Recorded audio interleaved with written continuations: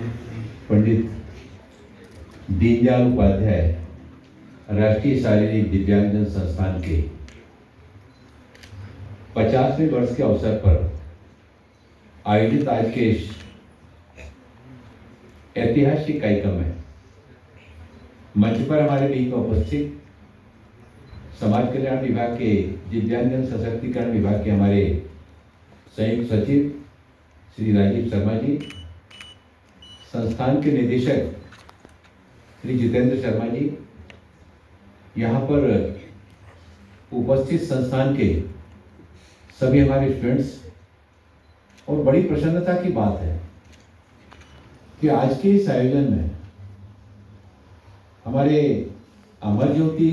School की माताजी उमा जी भी यहाँ पर आई हुई हैं। इनका उस विद्यालय के माध्यम से छात्रों को शिक्षा के साथ ही साथ उनको आर्थिक रूप से सशक्त बनाने के लिए भी शिक्षा के साथ ही साथ कैसे स्किल ट्रेनिंग के साथ में जोड़ा जाए, जो प्रयास उनके संस्थान के द्वारा किए जा रहे हैं वो अतुलनीय है। आज इस कार्यक्रम में ये हम सब के लिए जहां यादगार है, गौरवशाली भी है। अतीत की स्मृतियों के झरोखों में जब जाते हैं हम सभी, तो बहुत सारे ऐसे क्षण याद आते हैं जो इस संस्थान में रहकर जब उन्होंने अपने शिक्षा ग्रहण की होगी, संस्थान में रहकर के जब वो शिक्षा ग्रहण कर रहे होंगे, तो बहुत सारे ऐसे क्षण भी आए होंगे जब उनको ऐसा कुछ नया सीखने को मिला होगा, जिन्होंने उनको जीवन में आगे बढ़कर के दिव्यांगता के क्षेत्र में हमें कुछ नया करना है, कुछ अच्छा करना है, इस भावना के साथ में काम करने की प्रेरणा भी संस्थान से मिली। अभी जब निदेशक महोदय जी से मेरी चर्चा हो रही थी, मैं उनसे ऐसे जब सहज वार्ता कर रहा था, उनसे मैंने पूछा 1976 में संस्थान ने अपना कार्य प्रारंभ किया था, तब से लेकर अभी तक लगभग कितने हमारे संस्थान से विद्यार्थियों ने यहाँ से डिग्री प्राप्त करके आज वो देश के विभिन्न स्थानों पर अपनी उस क्षमता से समाज को, हमारे समाज के ऐसे दिव्यांगजन हैं उनको फिजियोथेरेपी और अन्य विधाओं के माध्यम से सशक्तिकरण में अपना योगदान दे रहे हैं। लगभग 5000 से ज्यादा स्टूडेंट्स इस संस्थान से आज तक यहाँ से निकल करके देश के विभिन्न हिस्सों में जाकर उन्होंने जो कुछ यहाँ से सीखा है, ये मानवीय संवेदनाओं से भरा हुआ संस्थान है, जहाँ पर शिक्षा और डिग्री के साथ ही साथ समाज के सबसे अंतिम पंक्ति के अंतिम छोर के ऐसे व्यक्ति, ऐसे नीडी पर्सन जिनको वास्तविक रूप में आपकी सहायता की आवश्यकता है, आपके सहयोग की आवश्यकता है। पार्लियामेंट का जो चिकित्सा केंद्र है एलेक्सी में, और वहां पर जो फिजियोथेरेपी सेंटर है, उस फिजियोथेरेपी सेंटर में भी अपने इस संस्थान से गए हुए व्यक्ति ही वहां पर अपनी सेवाएं वहां पर देते हैं। और जब मैं कभी वहां पर जाता हूं तो वो बड़े गर्व के साथ बताते हैं कि सर हमारा भी एजुकेशन जो है ना पंडित दीनदयाल उपाध्याय राष्ट्रीय शारीरिक दिव्यांगजन संस्थान में हुआ। तो हमें तो वहाँ से बहुत कुछ हमको वहाँ से सीखने को मिला है। जब सीखने की बात आती है, अभी यहाँ पर हमारे स्टूडेंट्स को फर्स्ट सेकंड थर्ड जो है ना, उनको यहाँ पर सम्मानित करने का काम किया गया। जब उनको सम्मानित किया जाता है तो बाकी जो उनके टीम के सहयोगी छात्र छात्राएं होते हैं उनको भी प्रेरणा मिलती है। हमको भी जीवन में आगे बढ़ने के लिए हम अपने प्रयासों को थोड़ा सा और गति देंगे तो हम भी first number, second number, third number पर हम भी पहुंच सकते हैं। और जब सीखने की बात आ रही थी तो यहाँ पर सीखो कमाओ योजना से हमारे संस्थान के विद्यार्थियों ने जो योजना के माध्यम से पहल की, उनको भी यहाँ पर सम्मानित करने का काम किया गया। जब वो यहाँ पर आ रहे थे, मैं इसके पहले समाज कल्याण सामाजिक न्याय अधिकारिता मंत्रालय के पहले 16वीं लोकसभा में मुझे अल्पसंख्यक कार्य मंत्रालय और महिला बाल विकास मंत्रालय में राज्य मंत्री के नाते काम करने का मौका मिला था। और वहां पर भी सीखो कमाओ योजना, हुनर हाट योजनाएं चलती। मैं जब यहाँ पर आया तो मेरे मन में विचार आया कि हमारे दिव्यांगजन सशक्तिकरण विभाग में भी मंत्रालय के और इस तरह की योजना को प्रमोट करना चाहिए, इसको आगे बढ़ाना चाहिए, ताकि हमारे साथी सीख करके जीवन में आगे बढ़ने के साथ ही साथ आत्मविश्वास के साथ में आर्थिक सशक्तिकरण की दिशा में भी आगे बढ़े। और मैं संस्थान के निदेशक महोदय जी को उनको धन्यवाद देना चाहता हूँ कि उन्होंने विद्यार्थियों को प्रेरित करके उनको जीवन में आगे बढ़ने के लिए प्रेरणा दी, और उस क्षेत्र में जब उन्होंने काम करना प्रारंभ किया तो उसकी राशि का वितरण उनको यहाँ पर आज चेक के माध्यम से आप सभी के समक्ष किया गया। ये छोटी सी पहल उनके जीवन में आगे चलकर अपना स्टार्टअप प्रारंभ करना, नया नवाचार प्रारंभ करना, नवोन्मेषी विचारों के साथ में इस क्षेत्र में हमें कुछ और हम क्या नया कर सकते हैं, इस तरह की प्रेरणा को लेकर के वो जीवन में आगे बढ़ेंगे। अब राष्ट्रीय शारीरिक दिव्यांगजन संस्थान अपने संस्थान स्थापना के बाद से ये 50वें वर्ष में प्रवेश कर गया। बहुत सारे हमारे पूर्व छात्र जो आज देश के अलग अलग विभागों में, अलग अलग संस्थानों में अपनी सेवाएं दे रहे हैं, उनको जब यहाँ पर सम्मानित किया गया, जिस क्षण वो यहाँ पर मंच पर आए होंगे उनको सम्मानित किया गया था, उस सम्मानित होने के क्षणों में उनका अपना पूरा जो है ना, जो स्टडी का पीरियड है, वो सारा स्टडी का पीरियड चंद क्षणों में, चंद पलों में वो सारा का सारा उनके पलकों के सामने पहुंच गया होगा कि हमने किस तरह से स्टडी की थी। और स्टडी करने के बाद आज हम रेलवे विभाग में, शिक्षा विभाग में या उद्योग विभाग में, हम जिस क्षेत्र में हैं वहां पर जाकर हमने जो कुछ सीखा था उसको समाज को लौटाने का काम किया जा रहा है। आप केवल नौकरी नहीं कर रहे हैं, बल्कि समाज ने आपको जिस आशा और अपेक्षा के साथ में कोई भी संस्थान जब चलता है, चाहे वो शिक्षा का क्षेत्र हो, चाहे वो स्वास्थ्य का क्षेत्र हो, चाहे वो उद्योग का क्षेत्र हो, कोई भी क्षेत्र हो, वहां से जब निकलता है व्यक्ति अध्ययन करने के बाद, उस संस्थान को चलाने में समाज का ही परिश्रम से अर्जित किया हुआ पैसा लगता है। तो जब समाज ने हमको जो कुछ दिया है, अब हम शिक्षित होने के बाद ये अवसर हमारे जीवन में आया है कि उसको हमको समाज को कैसे लौटाना है। और आप जब अलग अलग संस्थानों में जाकर इस तरह के अपने कार्य के माध्यम से जब ऐसे नीडी पर्सन के लिए, मैं तो अपना स्वयं का उदाहरण बता रहा हूँ, मुझे बैक पेन होता था कमर में, ठंड के दिनों में अक्सर बहुत तकलीफ हो जाती थी, और मैं पिछले 2-1 साल में यहाँ पर संस्थान में आता था। हमारे अग्रवाल जी और हमारे शर्मा जी, उन्होंने हमको जो है ना काफ़ी हमारे लिए उसमें फिजियोथेरेपी के माध्यम से हमको सहयोग किया, और आज हमारा पेन जो है ना, बैक पेन जो है ना, पूरी तरह से चला गया। कि आप जब यहाँ पर जिस संस्थान में आप जाते हैं, आप जिसको भी सेवाएं दे रहे हैं, जो व्यक्ति आपके पास आए हैं, जो बहन आपके पास आए हैं, जो बुजुर्ग आपके पास आए हैं, बुजुर्ग माता जी आपके पास आए हैं, नर सेवा नारायण सेवा, इस तरह का भाव रख करके कि हमको केवल अकेली फिजियोथेरेपी नहीं करना, अपनी बातों से, संवेदनाओं के साथ में, उनके साथ में उनका विश्वास ऐसे अर्जित करना कि जब आप उनको अपनी सेवा दें तो उनको क्या लगेगा कि आपके हल्के स्पर्श मात्र से ही उनका वो दर्द, उनकी तकलीफ, वर्षों की जो तकलीफ है, वो तकलीफ आपकी भावनात्मक बातों से, संवेदनाओं से और थोड़ी सी पहल से उनको जीवन जीने का प्रेरणा प्रदान करके जीवन में आगे बढ़ने के अवसर उनको प्रदान करते हैं। उनको ये लगता है, जब आप कहते हैं आप पूरी तरह से ठीक हो जाएंगे, आप बिल्कुल, आप यहाँ पर आए हैं हमारे पास, हम बिल्कुल आपको पूरी तरह से ठीक कर देंगे। तो आधे आपके प्रयास और आधा आपने जो उनके मन में विश्वास पैदा किया, दोनों मिलकर के आपके पास आने वाले हर व्यक्ति को, हर बहन को, हर माँ बाप को, उनको ठीक करने में और आपका जो है ना बहुत बड़ा योगदान मिलता है। दिव्यांगजन सशक्तिकरण जो शारीरिक संस्थान है, ये संस्थान हमारे शर्मा जी जब बता रहे थे कि कोई भी व्यक्ति जब उसके शरीर में किसी तरह की दिव्यांगता आती है और उस दिव्यांगता के कारण कई बार वो मानसिक रूप से परेशान हो जाता है, वो अपने आप में सिमटने लगता है, नकारात्मक विचार उसके मन में आने लगते हैं। हम उसको शारीरिक रूप से तो ठीक कर सकते हैं, लेकिन शारीरिक रूप से ठीक करने के साथ ही साथ उसको वैचारिक रूप से और शारीरिक और मानसिक रूप से भी उसको जो है ना समर्थ बनाने का, उसके आत्मविश्वास को जगाने का, उसके आत्मसम्मान को जगाने का, गौरव को जगाने का,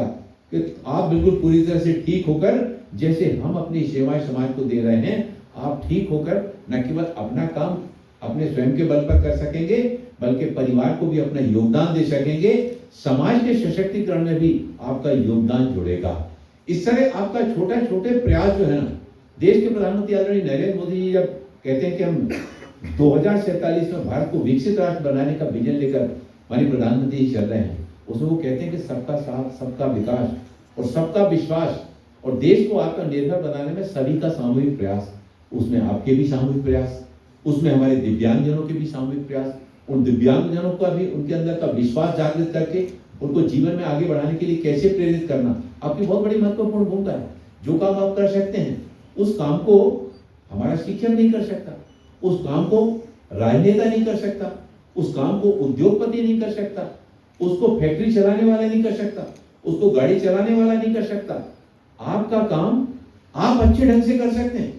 जिस व्यक्ति को जिस कार्य में सिद्धता होती है, उस काम को वही अच्छे ढंग से कर सकता है, दूसरा काम को नहीं कर सकता है। तो आप अपने जीवन में ईश्वर ने आपको जो काम दिया है, ये काम ईश्वरीय कार्य आपको दिया है। आप अपने लिए नहीं, अपने परिवार के लिए अकेले नहीं, बल्कि समाज के लिए काम करने की भावना लेकर, राष्ट्र के लिए अपना काम करने की भावना लेकर इस काम को आगे बढ़ाने की आवश्यकता है, ताकि हमारे ऐसे दिव्यांगजन जो आत्ममुखी होकर और मुख्य धारा से कट रहे हैं, एकांगी हो रहे हैं, उनके अंदर की नकारात्मकता के भाव को हटा करके उनको कैसे मुख्य धारा में लाना, उनको कैसे कदम से कदम मिलाकर आजीवन में आगे बढ़ने के लिए प्रेरित करना। इसमें चाहे हमारे वो नेशनल इंस्टीट्यूट हो,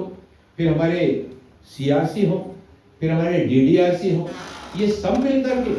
अपनी गतिविधियों के माध्यम से इस सारे काम को आगे बढ़ाने में अपना योगदान दे रहे हैं। और इस संस्थान से लगभग जो 5000 से ज्यादा विद्यार्थी यहाँ से जब अपनी शिक्षा और अपना सारी थेरेपी का कोर्स करके यहाँ से जो निकले हैं, इतने लाखों लोगों तक अपनी सेवाएं पहुंचाने में अपना योगदान दे रहे हैं। ये अपने आप में, हम अकेले की बात करते हैं तो हमको लगता है कि हम सीमित मात्रा में कर रहे हैं, लेकिन जब हम समग्र की बात करते हैं कि जब से संस्थान प्रारंभ हुआ तब से लेके आज तक इस संस्थान से इतनी बड़ी संख्या में हमारे स्टूडेंट्स यहाँ से निकले, और निकलने के बाद उन्होंने समाज जीवन में अपनी इस विद्या के माध्यम से, अपनी इस विधा के माध्यम से समाज को जो अपना योगदान दिया, वो योगदान बहुत बड़ा योगदान है। उसको शब्दों में उसका आकलन नहीं किया जा सकता। हमारे दिव्यांगजन हमारे देश के विकास की धारा में एक अभिन्न अंग है, और हमारे दिव्यांगजनों ने जब उनको जीवन में आगे बढ़ने की प्रेरणा उनको दी गई, तो हमारा ग्वालियर का सत्येंद्र लोहिया दोनों पैरों से दिव्यांग, लेकिन इंग्लिश चैनल को दोनों तरफ से पार करके सत्येंद्र लोहिया ने इस बात को झुठला दिया कि दिव्यांगजन जो है ना कमजोर होते हैं। उसने इस बात को सिद्ध कर दिया कि दिव्यांगजन कहीं किसी से कम नहीं होते हैं, बल्कि उसने इंग्लिश चैनल को दोनों तरफ से पार करके एक रिकॉर्ड बनाने का काम किया। पिछले वर्ष जुलाई में मुंबई की जिया राय 16 वर्ष की बेटी, दोनों पैरों से विकलांग, लेकिन दिव्यांग होने के बावजूद भी वो दिव्यांगता उसके जीवन में बाधा नहीं बनी। 16 वर्ष की बेटी, दोनों पैर से दिव्यांग होने के बाद भी उसने इंग्लिश चैनल को पार करके न केवल इतनी कम उम्र में इंग्लिश चैनल को पार किया, बल्कि दुनिया के सामने अपने आत्मगौरव से, अपने आत्मविश्वास से हमारे जो दिव्यांग भाई बहन, हमारे बेटे बेटियां हैं, उनके जीवन में एक आशा और विश्वास का नया संचार पैदा करके उसने इस बात को सिद्ध कर दिया कि हमारे दिव्यांग बेटे बेटियां सामर्थ्य में किसी से भी कम नहीं होते हैं। हमारे 10 नेशनल इंस्टीट्यूट, लगभग 30 हमारे CRC, इन सब के माध्यम से समाज के लिए एक बहुत बड़ा योगदान दिव्यांगजन सशक्तिकरण विभाग के द्वारा और दिया जाता है। 2022 में जब 21 के बाद जब 2022 में दिव्यांगजनों के लिए हमने दिव्य कला मेलों की शुरुआत की। हमारे दिव्यांगजन देश में अलग अलग स्थान पर रहते हैं, जो कई तरह की चीजों को बनाने का काम करते हैं, लेकिन वो अपने गांव में रहकर कोई सामान बनाते थे, कोई शहर में कोई स्लिम एरिया में रहकर कोई सामान बनाता था, लेकिन उसको बेचने के लिए उसको प्लेटफॉर्म नहीं मिल पाता था। कैसे उसकी बनी हुई वस्तुओं को विक्रय के लिए एक स्थान पर प्लेटफॉर्म उपलब्ध कराया जाए। मंत्रालय के अधिकारियों के साथ में बैठ करके कि दिव्यांगजनों को सशक्त बनाने के लिए, उनको आत्मनिर्भर बनाने के लिए हमको कुछ नई पहल प्रारंभ करना चाहिए और दिव्य कला मेलों की शुरुआत की है। 29 दिव्य कला मेले लग चुके हैं।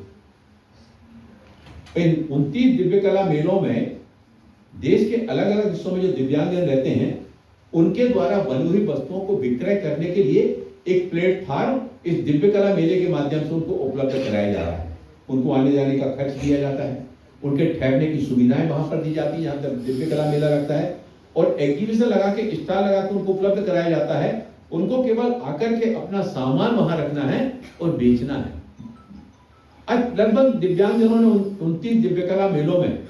जो इसमें सहभागिता की, लगभग 23 करोड़ से ज्यादा का मुनाफा वहां पर अपना सामान विक्रय करके दिव्यांगजन वहां से अर्जित कर चुके हैं। और उनके मन में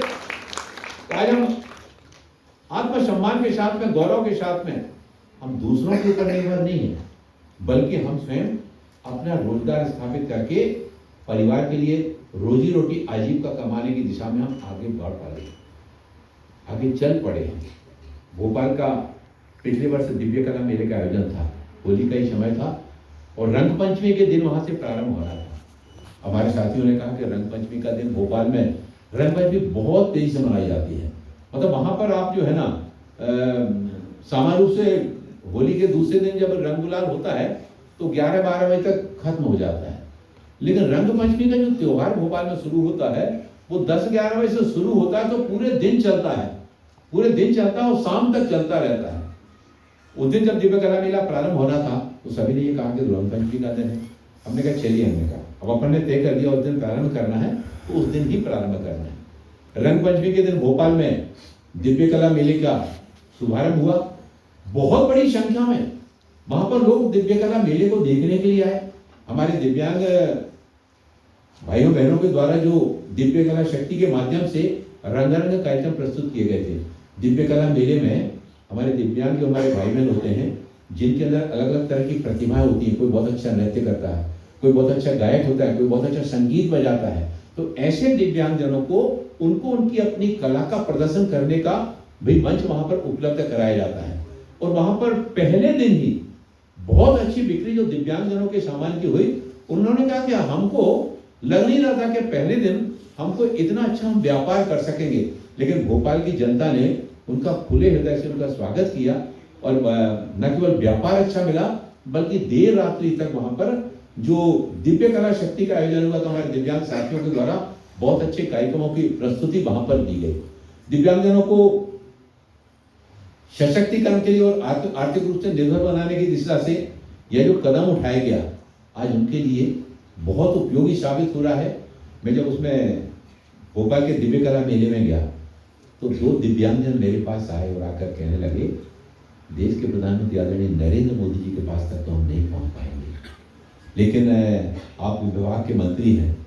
हमारी ओर से जाकर जो है ना माननीय प्रधानमंत्री जी को उनको हमारी ओर से धन्यवाद दीजिए, आभार कीजिए। उन्होंने समाज के सबसे अंतिम छोर पर खड़े हुए व्यक्ति, हम गांव में रहते थे या हम शहर के बिल्कुल अंतिम छोर पर रहते थे, कोई हमारे बारे में सोचेगा, कोई इस तरह की योजना बनाएगा, हमको अपने बना हुआ सामान को विक्रय करने के लिए प्लेटफॉर्म उपलब्ध कराएगा, ये हमने कभी सोचा ही नहीं था। हमारा उनकी ओर से धन्यवाद देना, मुझे आभार देना हमारी ओर से। उनकी आंखों में आंसू आ रहे थे। आपके पास ना जाने कैसे इतने, जब ऐसे दिव्यांगजन आते हैं जो अपने दर्द को लेकर, तकलीफ को लेकर आपके पास आते हैं, उनकी तकलीफ जब ठीक हो जाती है तो बड़ी कृतज्ञता के साथ जो आपका आभार करते हैं, वो आभार का जो है ना कोई मूल्य नहीं होता, वो अमूल्य होता है। ऐसा आपको ये काम करने का अवसर मिला है। इस संस्थान के 50 वर्ष होने जा रहे हैं। इस संस्थान ने बहुत लंबी यात्रा तय की है और बहुत छोटे स्वरूप से प्रारंभ होकर के आज काफ़ी अच्छे मुकाम पर ये संस्थान पहुंचा है। और हमारे शर्मा जी से पहले भी जो हमारे निदेशक रहे, उन्होंने भी इसको आगे बढ़ाने में अपना योगदान निरंतरता के साथ में देते रहे हैं। आज के इस आयोजन में शर्मा जी बहुत अच्छी होता, एलुमनी मीट का भी कार्यक्रम यहाँ पर रख दिया होता। आपने कुछ लोगों को तो बुलाया है, लेकिन एक एलुमनी मीट जो है ना वो बुला लेते। ये कोशिश करते कि हमारे 5,000 में से अगर 2,000 विद्यार्थी भी आ जाते तो उनको ये 50 वर्ष पूरे होने पर हम अपने संस्थान में जाने का हमको अवसर मिला, तो वो यहाँ पर आकर अपने इस नई टीम के साथ में मिलकर के जीवन में उनके जो खुशियों का क्षण होता, उस क्षण को जो है ना उसको शब्दों में व्यक्त नहीं किया जा सकता है। समझिए, उसको खुशी को केवल भावनात्मक रूप से उसको अनुभव किया जा सकता है। अब जैसे हमारे कई विभागों में कार्यरत हमारे सहयोगी भाई बहन यहाँ पर आए, उनको यहाँ पर पुरस्कृत करने का काम किया गया। उनको जब इस 50 वर्ष पूरे होने पर आपको इस कार्यक्रम में आयोजन में शामिल होना है, उनको जब आमंत्रण दिया गया होगा, उस आमंत्रण मात्र मिलने से ही उनके अंदर जो खुशियों का ज्वार उठा होगा,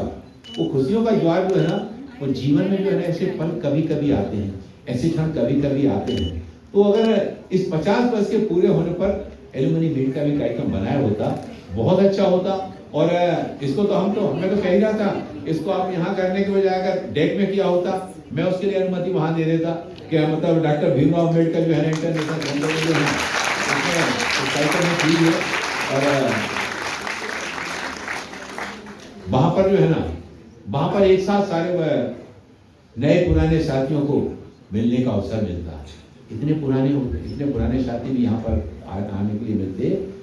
कि जिनके बच्चों के बच्चे भी अब यहाँ पर पढ़ने आ रहे हैं। जब इतने पुराने यहाँ पर सब पुराने लोग आते हैं तो पुराने दिनों की स्मृतियाँ उनको जो है ना बहुत मन में कहीं ना कहीं उनको गुदगुदाने का काम करती है। हमारे संस्थान में हमारे दिव्यांगजनों के लिए सहायक उपकरण बनाने का काम भी यहाँ पर किया जाता है।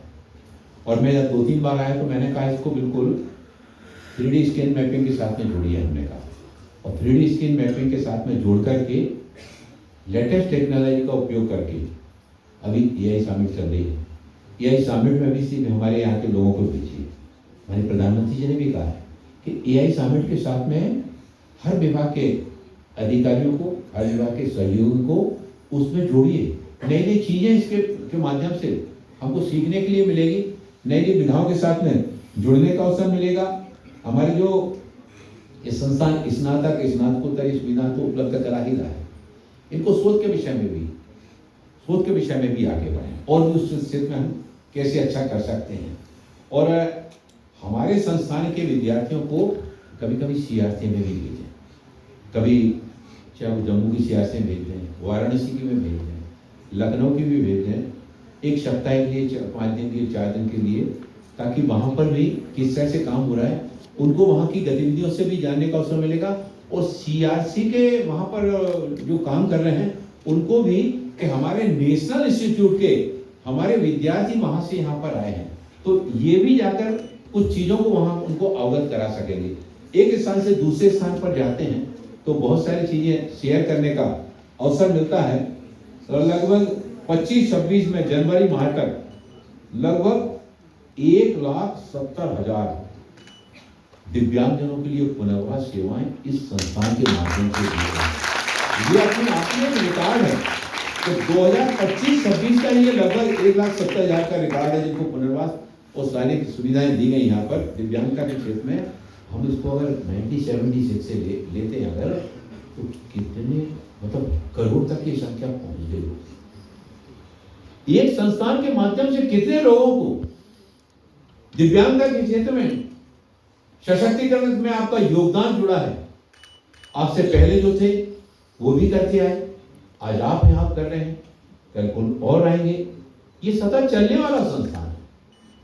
हमारा से पहले कोई और था, आगे आने वाले दिनों में भी कोई और होगा, लेकिन ये संस्थान हृदय की गहराइयों से दिव्यांगता के क्षेत्र में उनके सशक्तिकरण के लिए जो अपना काम कर रहा है, ये बड़ा महत्वपूर्ण काम कर रहा है।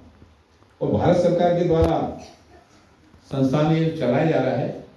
इस संस्थान में हमारे जो भी हमारे प्रोफेसर्स हैं, हमारे स्टूडेंट्स हैं, उनकी भूमिका इस क्षेत्र में काफ़ी अतुलनीय है, काफ़ी सराहनीय है। चाहे वो थेरेपी दे रहे हों, और यहाँ से जो शिक्षा प्राप्त करके हमारे देश में अकेले नहीं, यहाँ देश के साथ ही साथ विदेशों में भी हमारे संस्थान के स्टूडेंट्स गए हैं। मैं अभी भूटान गया था, और भूटान सरकार को अपन अलग अलग क्षेत्रों में जो है ना उनको ग्रांटेड नेट देते हैं। तो मैं जब वहाँ पर मीटिंग ले रहा था, तो मीटिंग में उन्होंने वहाँ के अधिकारियों के साथ में, मंत्रियों के साथ में बैठा था, तो उन्होंने बताया कि भारत सरकार से हमको इस क्षेत्र में जो है ना काफी सहयोग मिल रहा है। तो हम अपने देश के साथ ही साथ हम अपने पड़ोसी राष्ट्रों के साथ में भी, उनके साथ में भी जो हमसे अच्छे संबंध बनाते हुए आगे बढ़ते हैं, हम हर क्षेत्र में उनको सहयोग करने के लिए आगे बढ़ते हैं। दिव्यांगता के क्षेत्र में भी सरकार जो है ना उनके साथ में सहयोग कर रही है, और वो इस बात को स्वीकार कर रहे हैं। एक ओल्ड एज होम में गया, उस ओल्ड एज होम में मैंने भूटान के ओल्ड एज होम में जाकर क्या देखा, वहां पर ऑस्ट्रेलिया का एक दंपति आया हुआ था, पति पत्नी दोनों आए थे, और लगभग वो 2 साल से वहां रह रहे हैं उस ओल्ड एज होम में। वहीं रहते हैं, वहीं खाना खाते हैं, और वहीं जो हमारे जो सीनियर सिटीजन है, उन सीनियर सिटीजन के लिए अपनी सेवाएं देने का काम किया है। तो मुझे बड़ा अच्छा लगा कि मतलब ऑस्ट्रेलिया से आकर, और भूटान छोटा देश है, लेकिन छोटे देश में भी आकर वो अपनी सेवाएं वहां पर दे रहे हैं। तो ऐसे अलग अलग क्षेत्रों में मैं गया था भगवान बुद्ध के रिलीक्स लेकर के, उनके जो शरीर वस्तु अवशेष हैं उनको लेकर गया था, लेकिन उसमें से भी समय निकालकर हम अपने विभाग से संबंधित जो काम है, जो वहाँ पर संस्थान है, उनमें हम कैसे जाकर के वहाँ पर क्या देख सकते हैं, वहाँ उनको हम और क्या बतला सकते हैं, वहाँ से हम कौन सी चीज़ सीख कर आ सकते हैं। मैं दुनिया के किसी भी देश में जाता हूँ तो हमको जब अवसर मिलता है तो इस क्षेत्र में मैं वहाँ पर जरूर जाता हूँ। हमारे यहाँ के जो विद्यार्थी जो कई देशों में हमारे यहाँ से शिक्षा लेने के बाद विदेशों में अपनी सेवाएं दे रहे हैं, आपके जीवन में भी यहाँ पर हमारे सामने जो विद्यार्थी बैठे हैं, हमारे बेटे बेटियाँ बैठे हैं, आपके जीवन में भी ऐसा अवसर आएगा। जैसे हमने अभी हमारे भाइयों बहनों को यहाँ सम्मानित किया जो अलग अलग विभाग काम कर रहे हैं, आप भी जब जीवन में आगे बढ़ेंगे तो कुछ देश में काम करेंगे, कुछ विदेश में भी काम करेंगे, कुछ निजी क्षेत्र में अपना स्वयं का काम प्रारंभ करेंगे। मैं इस संस्थान के हमारे निदेशक महोदय जी को, उनकी पूरी टीम को ऐसा अच्छा काम करने के लिए, श्रेष्ठ कार्य करने के लिए अपनी ढेरों शुभकामनाएं देता हूं, और आशा करता हूं कि आप भविष्य में ही ऐसी ही दृढ़ इच्छा शक्ति के साथ में, संकल्प शक्ति के साथ में, उस संकल्पों को सिद्धि तक पहुंचाने की भावनाओं के साथ में मनोयोग से काम करते रहेंगे। इस संस्थान का भी नाम गौरवान्वित करेंगे, अपने आप को भी समाज में और देश में अपने आप को स्थापित करते हुए समाज का और देश का नाम भी गौरवान्वित करने का काम करेंगे। अपने दिव्यांगजनों के, जिनके लिए आप हमराव समझकर अपनी सेवाएं देते हैं, उनके लिए मैं 2 लाइनें कहते हुए मैं अपने वाणी को विराम देना चाहूंगा कि जिंदगी की हर कमी जो भूल जाता है, जिंदगी की हर कमी जो भूल जाता है, हौसला रखता सदा ही मुस्कुराता है। क्या हुआ वह आंख से जो देख नहीं पाता है, क्या हुआ वह कान से जो सुन नहीं पाता है, क्या हुआ वह जो मुंह से बोल नहीं पाता है, क्या हुआ वह जो हाथों से लिख नहीं पाता है, क्या हुआ वह जो अपने पैरों से चल नहीं पाता है। ध्यान से सुनना, ध्यान से सुनना, अक्सर वह गुनगुनाता है, दौड़ जीवन की मगर वह जीत जाता है। बहुत बहुत धन्यवाद।